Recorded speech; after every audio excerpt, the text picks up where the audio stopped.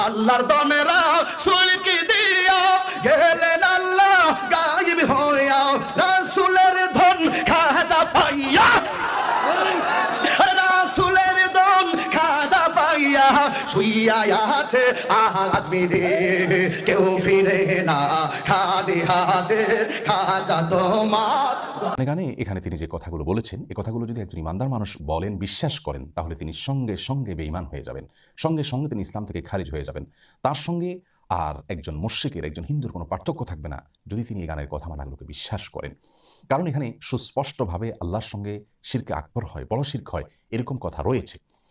এখানে বলা হচ্ছে যে আল্লাহর ধন রাসূলকে দিয়ে আল্লাহ গেলেন গায়েব হইয়া। আল্লাহর ধন যদি রাসূলকে দিয়ে আল্লাহ গায়েব হয়ে থাকেন, নাউজুবিল্লাহ, তাহলে সেক্ষেত্রে তার বিবরণ তো কোরআনে থাকবে, তার বিবরণ তো রাসূল আকরাম সাল্লাল্লাহু আলাইহি ওয়াসাল্লামের কোনো হাদিসে থাকবে, অথচ কোরআন হাদিসে এরকম কোনো কথা তো নাই, বরং হুবহু এর বিপরীতটি কোরআনে রয়েছে অত্যন্ত পরিষ্কারভাবে, স্পষ্টভাবে। সূরা আনআম সহ